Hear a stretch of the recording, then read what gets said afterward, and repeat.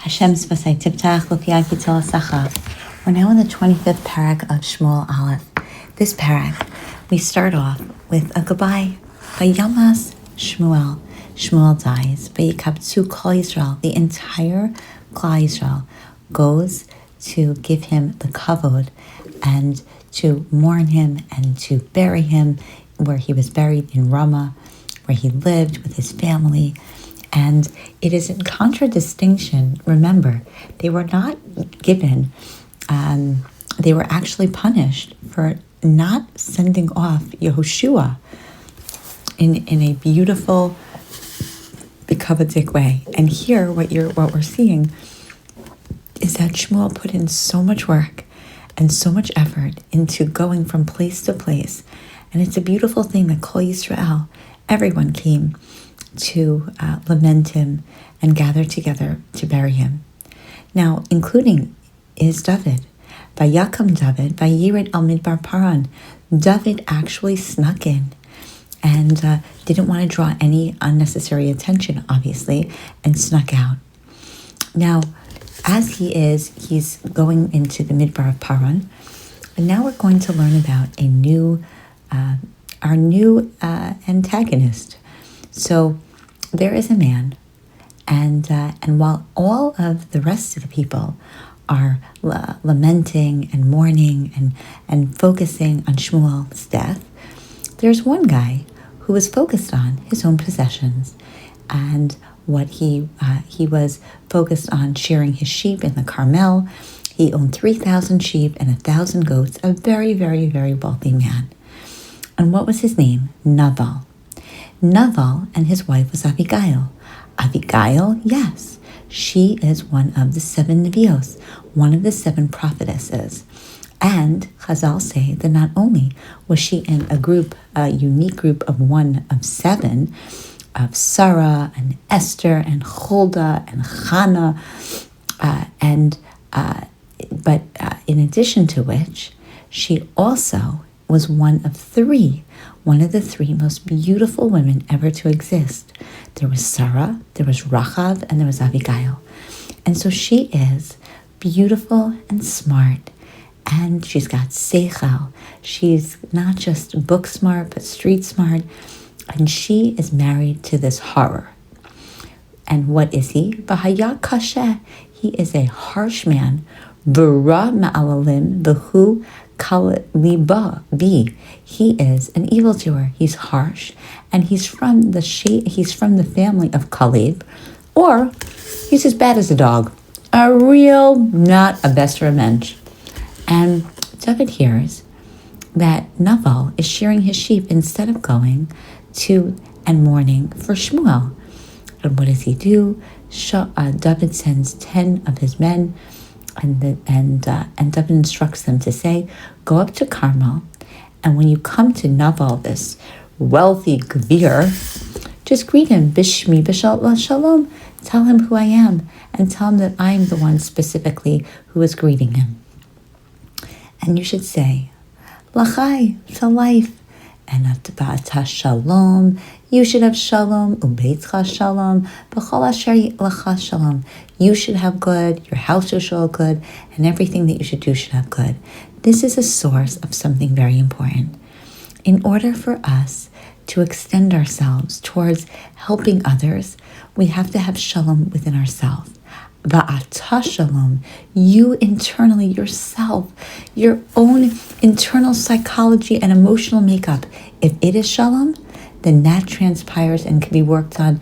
Ubeischa shalom, your home, your children, your spouse, your parents, your siblings, whomever it is that is in your bias, that you are part and parcel part of that network. That's what comes next. And afterwards, b'chol asher lecha shalom, then all that is within your reach, your grasp, your community, Am Yisrael, Klal Yisrael, Knesset Yisrael, Eretz Yisrael, it's all that comes afterwards. And in that order is the healthy approach. And I hear that you're doing all these sharing, I just want you to know, we didn't do anything to harm. Nothing was missing. We have not touched anything of yours. And all the time that they were in the Carmel. But couldn't you please, we ask, and you just ask them all of your nar, they'll tell you, and for we are here for the. So really, what we're asking of you is, please, if you have it in your heart, please give us something that you can.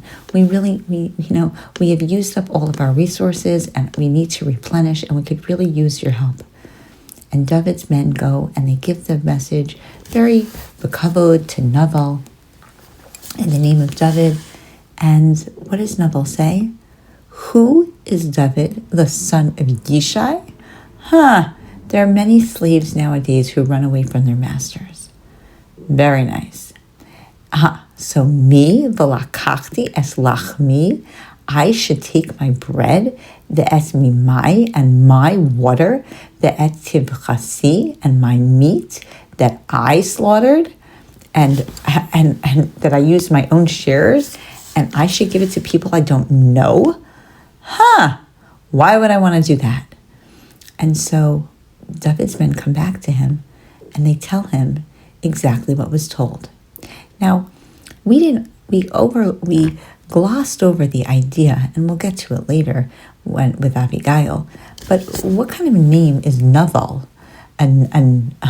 Naval, what you think of as Nevela, a dead corpse, or if you switch around the letters, you get to Lavan, who clearly wasn't a good person in our history, but it's someone. A Naval is someone who replaces goodness with not goodness, who doesn't hold on to Hakaras Hatov, who doesn't hold on to loyalty, and just has allegiance to his own desires and his own whatever he wants. And so here what we have is exactly that. David is saying, I was good to you, I did good for you, I was respectful to your stuff, to who you are, and can I just please, we really could use the resources. You clearly have a lot and not a chance. He's saying, who is David and who is Ben Yishai? He is not the king yet. He can't demand my stuff. Or who is David? Do you know that David is originally from a Moabite? No. I don't even want to consider that he's a Ben Yishai. I just look at it as there is no way I'm going to be giving to someone who is not of pure lineage. There's absolutely not a chance. They are not going to get my food because I don't want to bring anyone of that sort into this, into my orbit. And when David's men tell him, David says, Chargu isha charbo. We are going to battle. We v'yachagru isha charbo. And they are here. David is going to defend his kavod. Now, what is the difference? We have just finished several prakim where David will not raise a finger to hurt Shaul, and he is, he's fighting a war basically only on the defense. And here, he is ready for action to literally hurt the people. And he goes with his 400 men, and 200 of them remain behind in a strategy with the baggage, just to make sure that they're defending their area. And so, what's the difference? So the difference really is that here it's not a personal vendetta. He realizes and recognizes Naval is of a financially important person, a wealthy person, and Khalila, God forbid, should there be a situation where it is the wealthy that decide that they are not going to support the king. David knows that for his kingdom to survive, he needs that everyone do what they have to do in order significantly to do to support and to be loyal and to have allegiance to the king. And so he is going to fight in accordance with the kavod of the Malchus, even though he is not functioning as the king. He has been anointed as the king. Now, Abigail, his beautiful and smart and refined wife, it was told to Abigail that what was going on, and so in this situation, what she did her due diligence, finds out that David was only friendly, everything was good, and that her horrible husband answered in the way that he did, and that as a result of that level of insult, they were going to go to into a battle. Now she decides that the best thing to do is that she is going to get involved, and so what she does is she gets together 200 loaves of bread, 2 jars of wine, 5 dresses of sheep, some corn, some raisins, pressed figs, and she loads them onto a donkey. She herself, but to maher, she does it very quickly, and she does it by herself. She can pull anything together, and she sees and she understands what is actually happening in the situation, and that she is in the primary position to impact a change. And so she tells her young men, "Batomer l'na'araha, ivru lefanai, you go ahead of me. Hineni acharechem ba, and I'm going to follow you." But she does not tell any of this to Naval. And it doesn't seem as though this is a surprise that she doesn't see or talk to Naval about anything, right? The Isha Naval lo hikita, she tells nothing, and she's riding on the donkey. And now she probably sends them ahead because she knows that timing is of the essence, and that she's not going to make her way there until they lead her in the right direction. And she's riding on the donkey, and she gets to David. And the Gemara and Megillah fills in the details of what exactly happens. And essentially, they have this dialogue. And in the dialogue, Abigail brings a nita cloth and shows it to David. And David says, I don't think we're not supposed to paskin the shilohs of nita at night. And so she says, yes, you know what else you're not supposed to paskin? You're not supposed to decide the fate of people that are on trial for murder either at night. We don't do either of those things. And he says, okay. And then she reminds him that technically you're not actually the king yet. And so what her husband technically did was not actually mored b'malchus, not against kingship, because he's only king perhaps in anointment, but not actually in actuality has been accepted the king of all of Israel. And so on those 2 points, he recognizes just how smart she is, and some say that she also perhaps revealed some skin. But that's a hard story to kind of recognize and understand. But ultimately, nothing happens with them except that David leaves, having understood that she says to him, "Please." David says, I did nothing. I protected someone else's possessions. Nothing. I didn't take anything from him. And what does he do? I protected his stuff. And I could have taken it. It would be easy.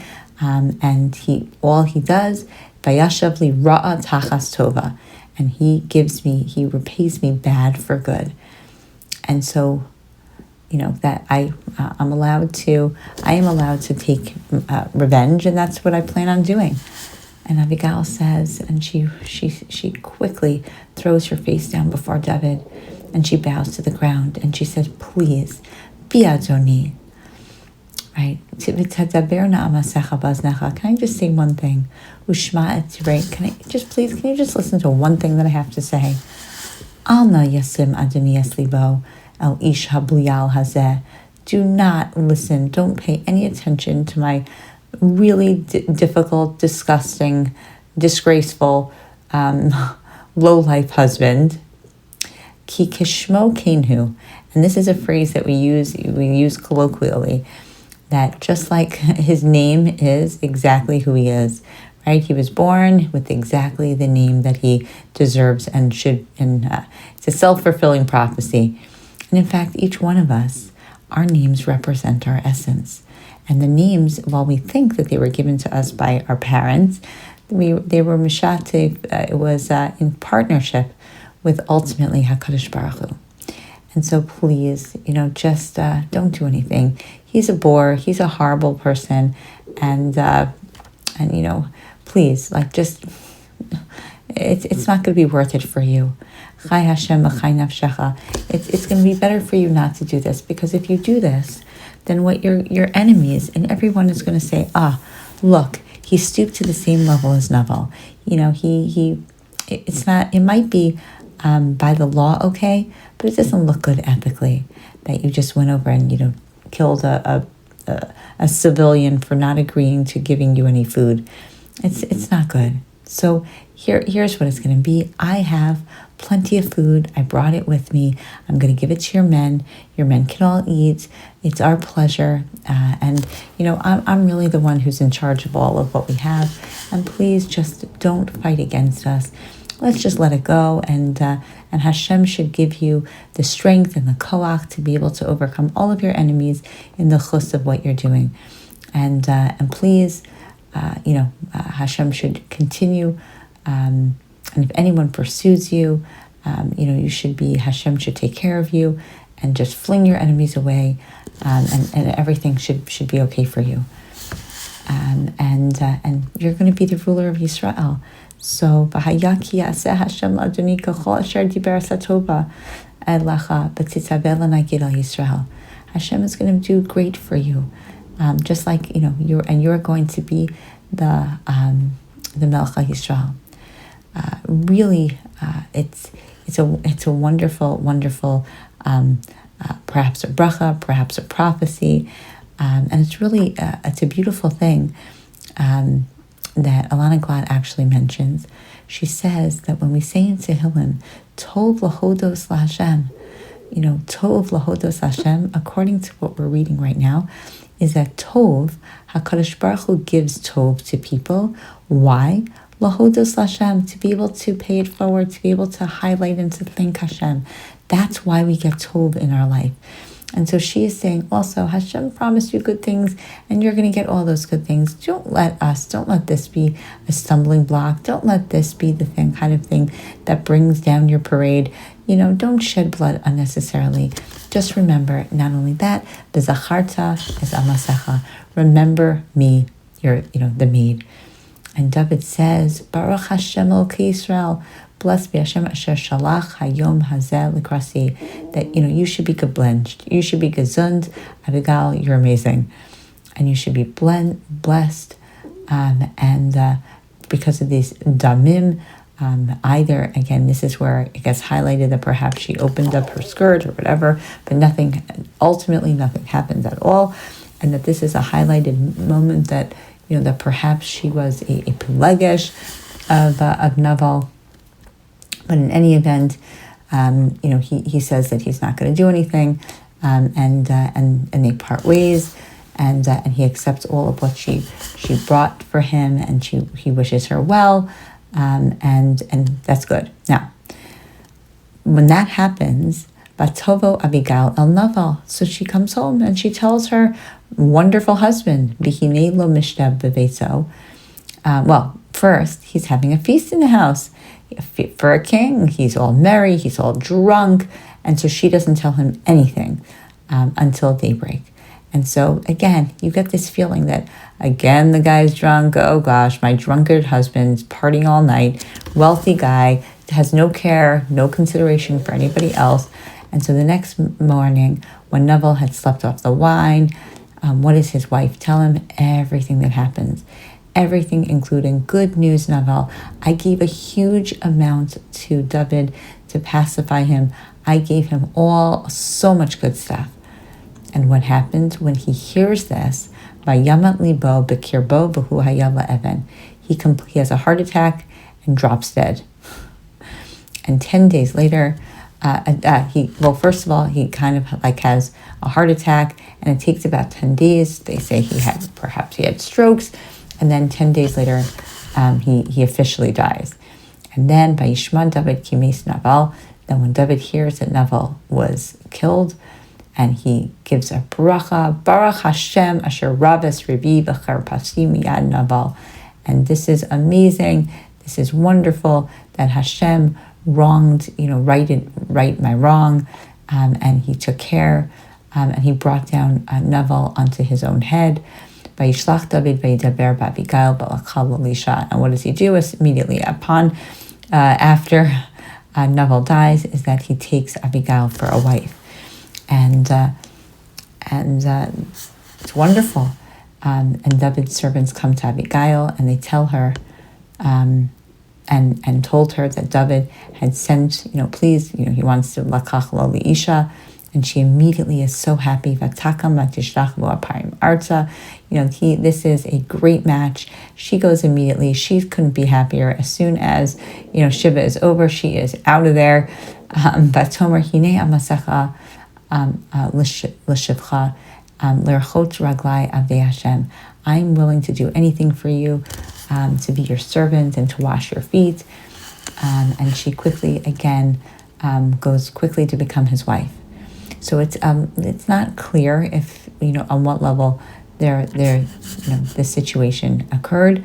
But then, in addition to that, David takes Achinom ha-Israelit, and that's another one of his wives. And so, okay, now he's accumulating wives.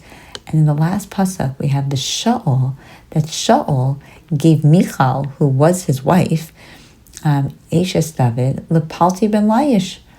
Wow, he gives her to another man, Palti ben Laish, who supposedly put the sword in between them, that never had relations with him. But it's just a twisted way that Shaul, gets involved. And so we are still left with this piece that Shaul is still wreaking havoc. And in this situation, David now has started to accumulate more wives that we know by name. And that is kind of a little bit of a telling situation of what will ultimately transpire. But we have the story of Abigail, we have the story of the loyalty, we have the story of David showing and highlighting some of his main characteristics. He is, going to support and protect the honor of the Malchus. He is willing and able to back down when he feels that he's been given feedback or important information. He doesn't just go full force into something when he is given different information about it. We also have the idea of, the way in which he appreciates the chachma of Abigail, and that she ultimately becomes an important piece in his life that we will get to know. But now he has another wonderful person in his camp. He has a wife who is brilliant and smart, book smart and street smart, and beautiful, and knows the Torah and halacha. And so he's surrounding himself with some really, really good, respectful people. And we have said goodbye to Shmuel. Shmuel, why is it that Shmuel has died at this point? Well, once he has anointed David, his job is really essentially done. And now, he had to die before the complete crash and burn of Shaul, whom he felt very, very connected with. And let's see what happens in the next parak.